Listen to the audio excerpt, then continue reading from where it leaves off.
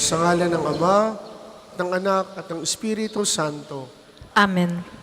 Ang pagpapala ng ating Panginoong Hesukristo, ang pag-ibig ng Diyos Ama, at ang pakikipagkaisa ng Espiritu Santo, naway sumainyong lahat.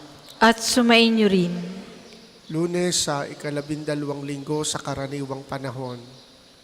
Natatanging araw dito sa dambana ni Santo Padre Pio, sapagkat ngayon ay ika-23 ng buwan, araw ng pagpapagaling ng Panginoon sa tulong sa panalangin ni Santo Padre Pio.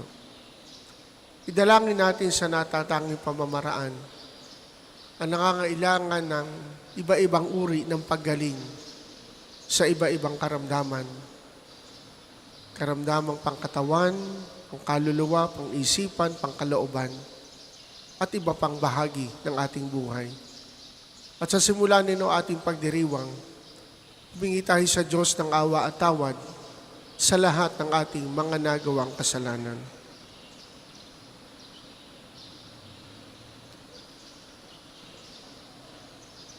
Inaamin ko sa makapangyarihang Diyos at sa inyo mga kapatid, na lubha akong nagkasala sa isip, sa salita at sa gawa, at sa aking pagkukulang. Kaya sinasamo ko sa mahal na Birheng Maria, sa lahat ng mga anghel at mga banal, at sa inyo mga kapatid, na ako'y panalangin sa Panginoong ating Diyos. Kaawaan tayo ng makapangyarihang Diyos. Patawarin tayo sa ating mga kasalanan at patnubayan tayo sa buhay na walang hanggan. Amen.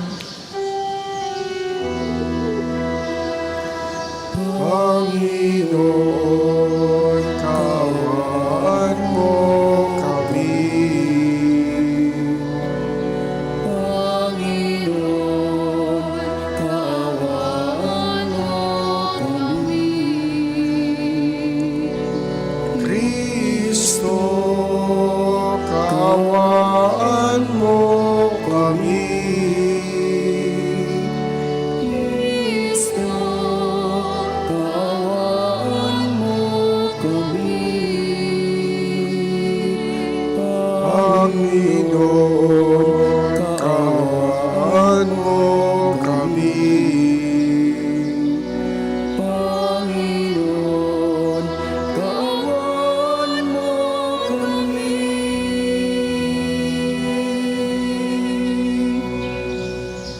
Manalangin tayo.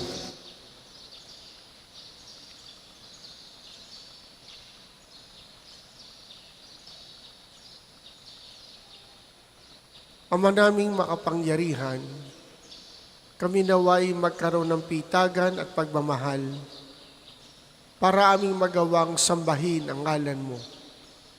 Sapagkat sa mga pinatatatag sa iyong pag-ibig, ikaw ay walang pinababaya ang masadlak sa ligalig. Inihiling namin ito sa pamamagitan ni Hesukristo, kasama ng Espiritu Santo, magpasawalang hanggan. Amen. Pagbasa mula sa aklat ng Henesis. Noong mga araw na iyon, sinabi ng Panginoon kay Abram, "Lisanin mo ang iyong bayan, ang tahanan ng iyong ama, at ang mga kamag-anak, at pumunta ka sa bayang ituturo ko sa iyo. Pararamihin ko ang iyong mga anak at apo, at gagawin kong isang malaking bansa. Pagpapalain kita, at mababantog ang iyong pangalan, at mabiging pagpapala sa marami. Ang sa iyo'y magpapala ay aking pagpapalain, ngunit kapag sinumpa ka, sila'y aking susumpain. Ang lahat ng mga bansa, pihong ako'y hihimukin, na tulad mong pinagpala, sila ay pagpapalain din." Sumunod nga si Abram sa utos ng Panginoon. Nilisan niya ang Haran noong siya'y 75 taon. Isinama niya ang kanyang asawang si Sarai at si Lot na pamangkin niya. Dinala niyang lahat ang kanyang mga alipin at kayamanan at nagtungo sa Kanaan. Nagtuloy siya sa isang banal na lugar sa Sikem, sa puno ng roble ng More. Nooy naroon na nga ang mga Kananeo. Nagpakita kay Abram ang Panginoon. Sinabi sa kanya, "Ito ang bayang ibibigay ko sa iyong lahi." At nagtayo si Abram ng dambana para sa Panginoon. Buhat doon, nagtuloy sila sa kaburulan sa silangan ng Bitel at huminto sa pagitan nito at ng Hay. Nagtayo rin siya roon ng dambana at sumamba sa Panginoon. Mula roon, unti-unti silang nagpatuloy papunta sa gawing timog ng Kanaan. Humihimpil sila habang doon, ayon sa hinihingi ng pagkakataon. Ang salita ng Diyos. Salamat sa Diyos. Salmong tugunan. Mapalad ang ibinukod na bansang hinirang ng Diyos. Mapalad ang ibinukod ng bansang hinirang ng Diyos. Mapalad ang bansang Panginooy Diyos. Mapalad ang bayang kanyang ibinukod. Magmula sa langit, kanyang minamasdan ang lahat ng tao na kanyang nilalang. Mapalad ang ibinukod na bansang hinirang ng Diyos. Ang may takot sa Diyos at nagtitiwala sa kanyang pag-ibig ay kinakalinga, hindi babayaang sila ay mamatay. Kahit magtagutom, sila'y binubuhay. Mapalad ang ibinukod na bansang hinirang ng Diyos. Ang ating pag-asa ay nasa Panginoon. Siya ang sanggalang natin at katulong. Dahilan sa Kanya, kami natutuwa. Sa Kanyang ngalan ay nagtitiwala. Mapalad ang ibinukod na bansang hinirang ng Diyos.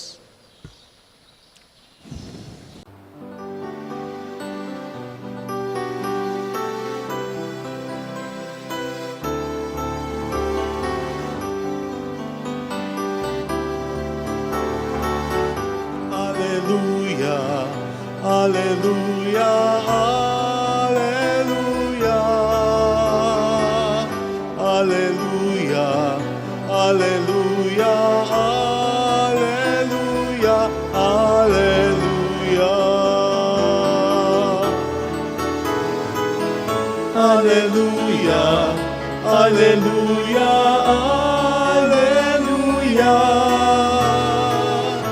Hallelujah, hallelujah, hallelujah, hallelujah.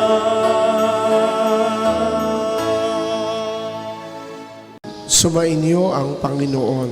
At sumainyo rin. Ang mabuting balita ng Panginoon ayon kay San Mateo. Papuri sa iyo, Panginoon. Sinabi ni Jesus sa kanyang mga alagad, "Huwag ninyong hatulan ang inyong kapwa, upang hindi kayo hatulan ng Diyos. Sapagkat hatulan kayo ng Diyos, ayon sa hatol na inihahatol ninyo sa iba. Ang panukat ninyo sa iba ay siya ring ipanunukat sa inyo. Bakit mo nakikita ang puwing sa mata ng iyong kapatid, ngunit hindi mo pinapansin ang puwing mong gatahilan sa iyong mata? Paano mo masasabi sa iyong kapatid, halika't alisin ko ang puwing mo, gayong gatahilan ang nasa mata mo? Mapagpaimbabaw. Alisin mo muna ang puwing na gatahilan at sagay makakikita kang mabuti at maaalis mo ang puwing ng iyong kapatid. Ang mabuting balita ng Panginoon. Pinupuri ka namin, Panginoong Hesukristo.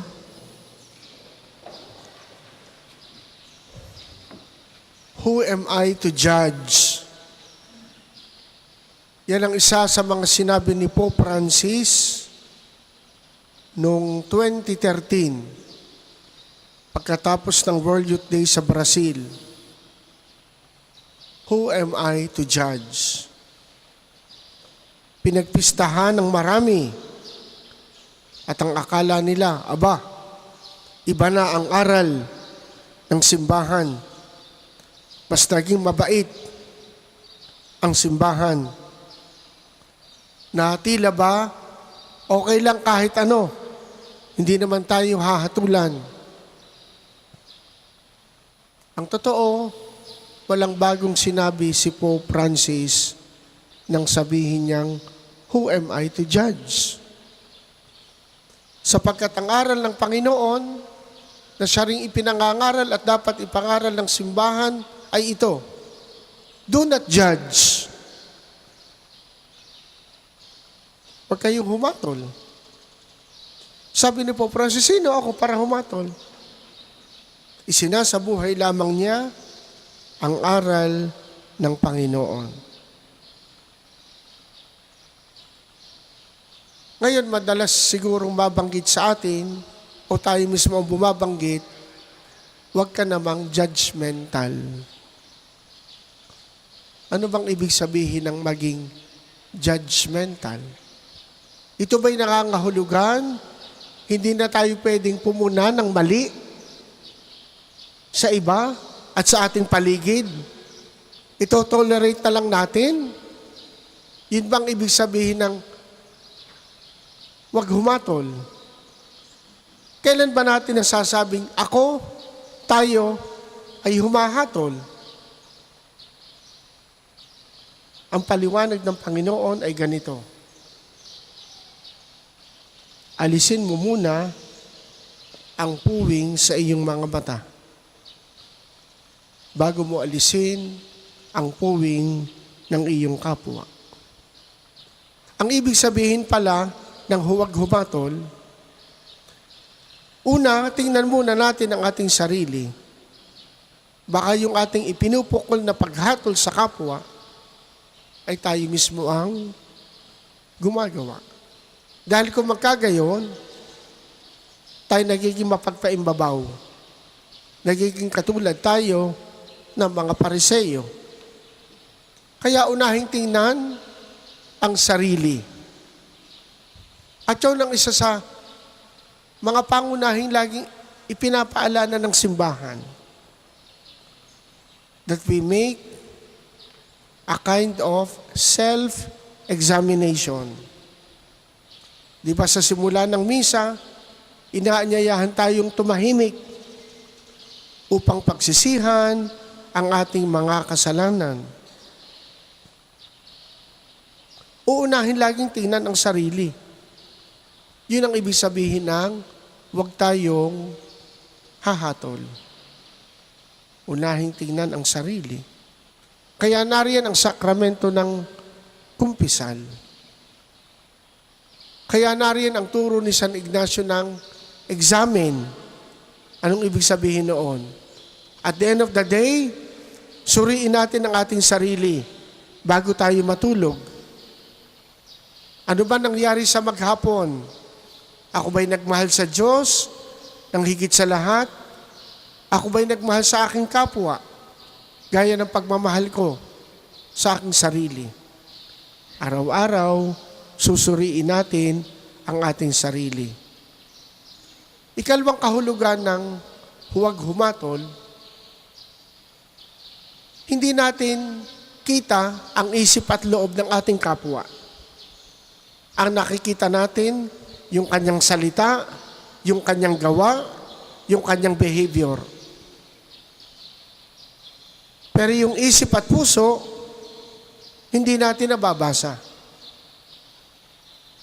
Kaya kung tayo ay sakaling pupuna at ang ating intensyon ay magtama ng mali, ang ating punahin, hindi yung pagkatao, kundi yung ginawa. Halimbawa, nakita mo yung kaopisina mo, nangupit. Nangupit, simple lang. Nag-uwi ng isang rim ng bond paper. Ang halimbawa ng paghatol ay sabihin mong, ikaw, magnanakaw. Ay, totoo naman. Hindi ba pwede sabihin, mali yung ginawa mong pagkuha ng walang paalam dun sa papel? Hindi mo in-involve ang kanyang buong pagkatao. May mali siyang ginawa, totoo. Pero ang punahin natin, yung ginawa, hindi yung pagkatao. Sapagkat yung pagkatao ay hindi synonymous sa kanyang isang ginawa. Mas malawak, mas malaki ang pagkatao natin kaysa mga ginagawa nating tama at mali. Lahat tayo nakagagawa ng tama, lahat tayo nakakagawa ng mali.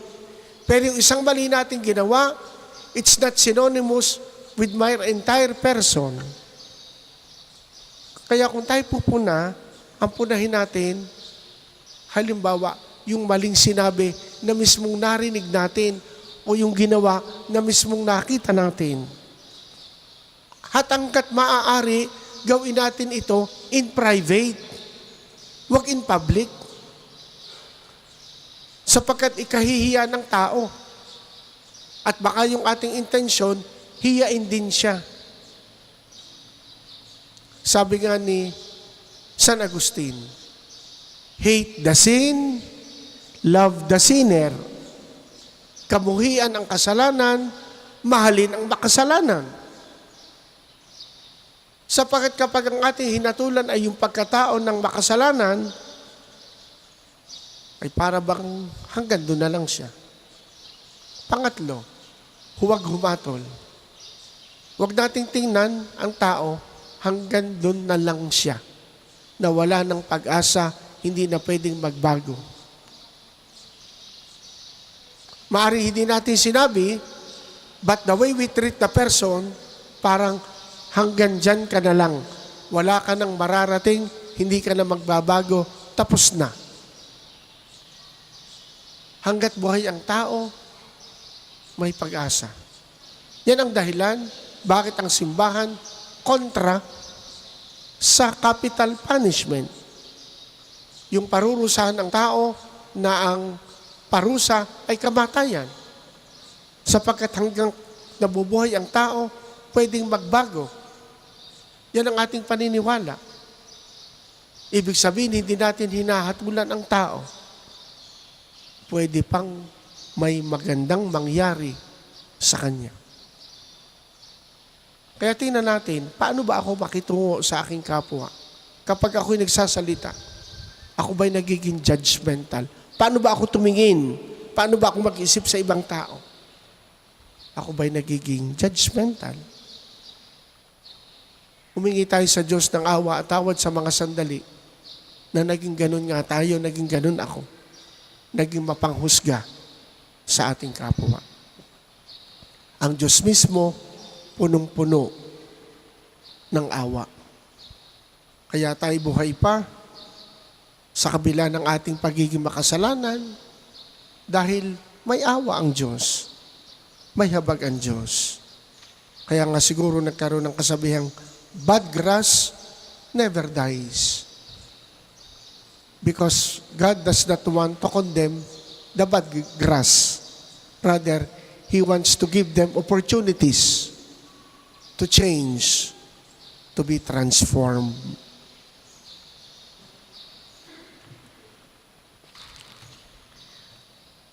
Para po sa mga maghahandog ng sobre, pakihulog na lamang po sa buslo.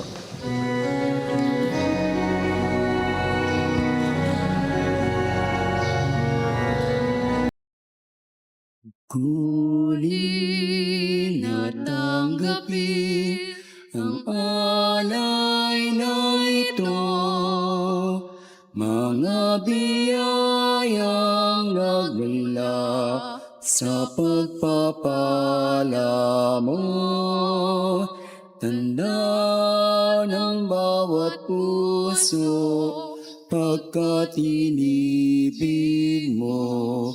Ngayon'y nananalig, nagmamahal sa'yo.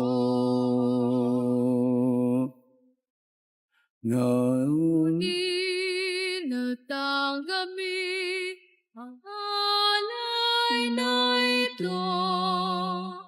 mga biyayang nagla sa pagpapala mo.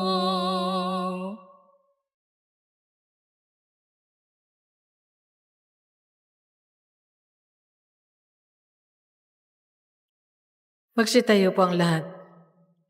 Manalangin kayo mga kapatid upang ang paghahain natin ay kalugdan ng Diyos Amang makapangyarihan. Tanggapin nawa ng Panginoon itong paghahain sa iyong mga kamay, sa kapurihan niya at karangalan, sa ating kapakinabangan at sa buong sambayanan niyang banal. Ama naming lumikha, tanggapin mo ang aming paghahain ng papuri sa iyong kabutihan sa amin. Sa dulot nawa nitong kadalisayan, kami naway makapag-alay ng iyong kinalulugdan sa pamamagitan ni Hesukristo, kasama ng Espiritu Santo, magpasawalang hanggan. Amen. Sumainyo ang Panginoon. At sumayin niyo rin. Itaas sa Diyos ang inyong puso at diwa. Itinaas na namin sa Panginoon. Pasalamatan natin ang Panginoong ating Diyos. Marapat na siya ay pasalamatan. Ama naming makapangyarihan, tunay ngang marapat na ikaw ay aming pasalamatan. Pinagbibigyan mong ito'y aming maihayag, kahit na ito'y walang anumang maidaragdag, sa kadakilaang sa iyo ay likas. Sa pagpupuri namin ang nakikinabang, ay kami ring iyong pinakikiharapan sa pamamagitan ng iyong anak na minamahal. Kaya kaisa ng mga anghel na nagsisiawit ng papuri sa iyo, nang walang humpay sa kalangitan, kami nagbubunyi sa iyong kadakilaan.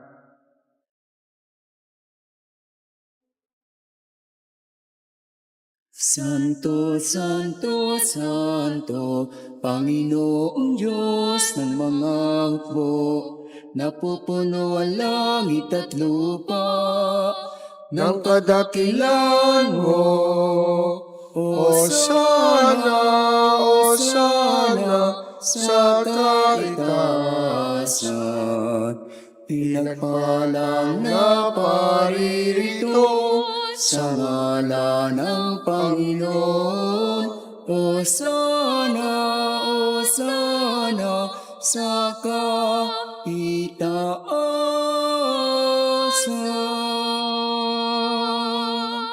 Kung hindi po kayang lumuhod, manatili pong nakatayo ng may paggalang.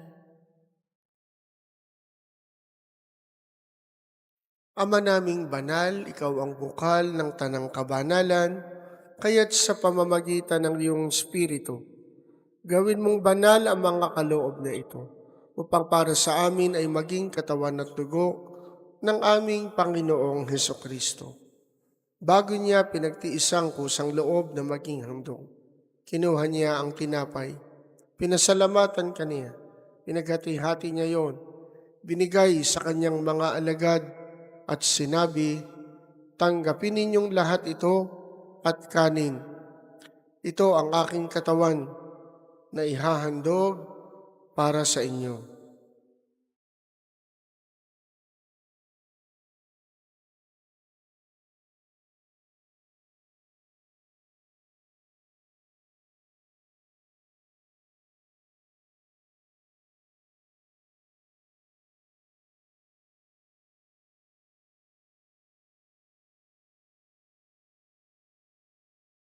Gayun din naman nung matapos ang hapunan, kinuha niya ang kalis, muli kanyang pinasalamatan, ibinigay niya ang kalis sa kanyang mga alagad, at sinabi, tanggapin ninyong lahat ito at inumin.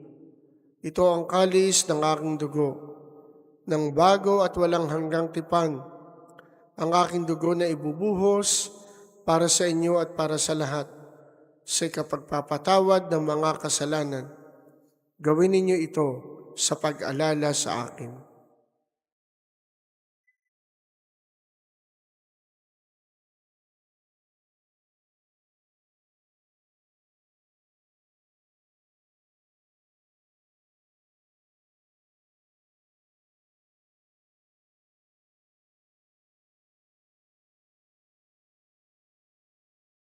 Ipagbunyi natin ang misteryo ng pananampalataya.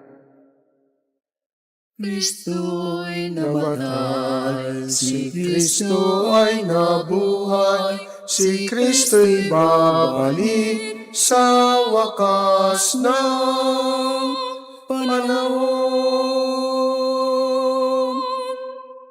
Ama, ginagawa namin ngayon ang pag-alala sa pagkamatay at muling pagkabuhay ng iyong anak. Kaya't iniaalay namin sa iyo ang tinapay na nagbibigay buhay at ang kalis na nagkakaloob ng kaligtasan. Kami nagpapasalamat dahil kami iyong minarapat na tumayo sa harap mo para maglingkod sa iyo. Isinasamo namin kaming magsasalo-salo sa katawan at dugo ni Kristo ay mabuklod sa pagkakaisa sa pamamagitan ng Espiritu Santo. Ama, lingapin mo ang iyong simbahang laganap sa buong daigdig. Puspusin mo kami sa pag-ibig. Kaisa ni Leon, 14 na aming Papa, at ni Gilbert na aming Obispo at ng Tanang Kaparian. Alalahanin mo rin ang mga kapatid naming nahimlay na may pag-asang sila'y muling mabubuhay. Gayon din ang lahat ng mga pumanaw. Kawaan mo sila at patuloyin sa iyong kaliwanagan. Kawaan mo at pagintapatin kaming lahat na makasalo sa iyong buhay na walang wakas. Kaisa ng mahal na Birheng Maria na ina ng Diyos, ni San Jose ng kanyang esposo, kaisa ng mga apostol, ni Santo Padre Pio at ng lahat ng mga banal na namuhay dito sa daigdig ng kalugod-lugod sa iyo. Maipagdiwang nawa namin ang pagpupuri sa ikararangal mo sa pamamagitan ng iyong anak na aming Panginoong Hesukristo. Sa pamamagitan ni Kristo, kasama niya at sa Kanya, ang lahat ng parangal at papuri ay sa iyo, Diyos amang makapangyarihan, kasama ng Espiritu Santo, magpasawalang hanggan. Amen.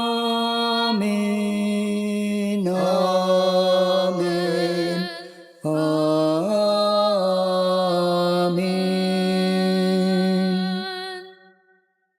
Sa tagubili ng mga nakagagaling na utos sa turo ni Jesus, na Panginoon natin at Diyos, ipahayag natin ang lakas loob.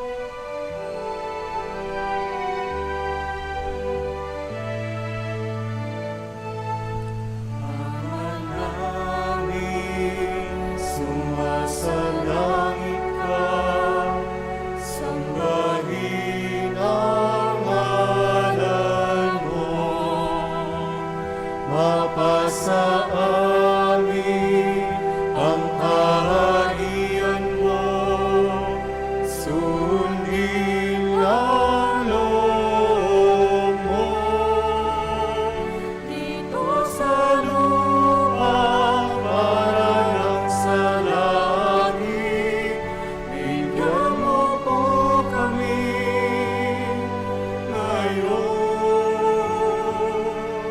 ng aming kakayahan.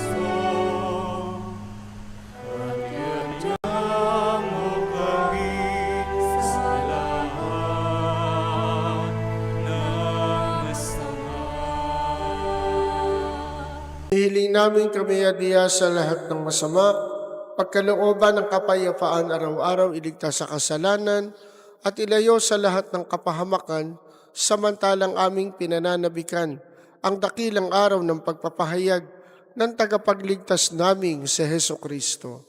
Sapagkat iyo ang kaharian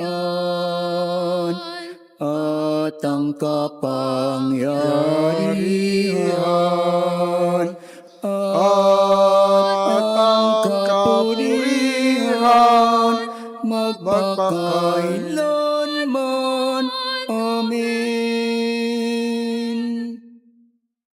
Panginoong Heso Kristo, sinabi mo sa iyong mga apostol, kapayapaan ang iniiwan ko sa inyo. Ang aking kapayapaan ang ibinibigay ko sa inyo. Tunghayan mo ang aming pananampalataya at huwag ang aming mga pagkakasala. Pagkalooban mo kami ng kapayapaan at pagkakaisa ayon sa iyong kalooban, kasama ng Espiritu Santo, magpasawalang hanggan. Amen. Ang kapayapaan ng Panginoon naway laging sumainyo. At sumainyo rin. Magbigayan kayo ng kapayapaan sa isa't isa.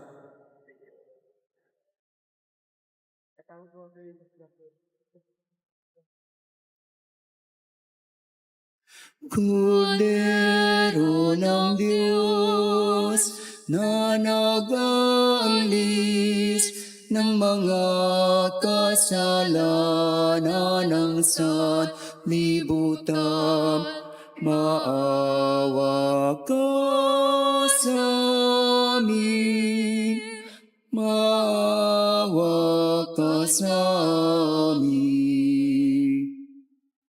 Kordero ng Diyos na nag-aalis ng mga kasalanan ng sanlibutan, maawa ka sa amin, maawa ka sa amin. Kordero ng Diyos na nag-aalis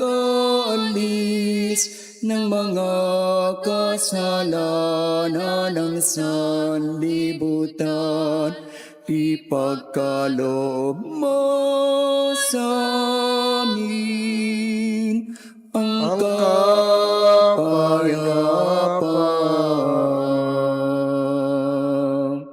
Kung hindi po kayang lumuhod, manatili pong nakatayo ng may paggalang.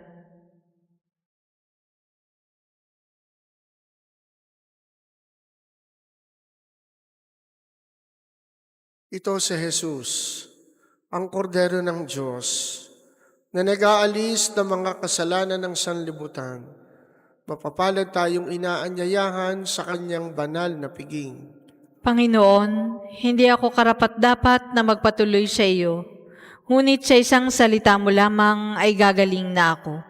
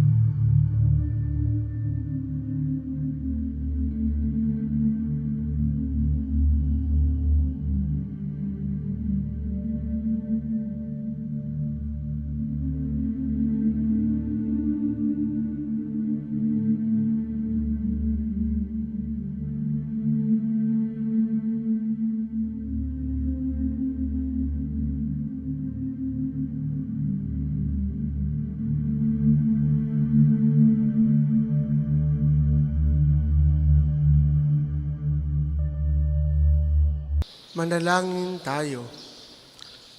Ama naming mapagmahal, kaming nakinabang sa katawan at dugo ng iyong anak, ay sumasamo sa iyong habag upang ang aming taimtim na ginanap ay maging pagtanggap namin sa tiyak mong pagliligtas sa pamamagitan ni Hesukristo, kasama ng Espiritu Santo, magpasawalang hanggan. Amen. Mag-ingat po kayo sa inyong pag-uwi. Sumainyo ang Panginoon At sumainyo rin. at pagpalain kayo ng makapangyarihang Diyos, Ama, Anak, Espiritu Santo.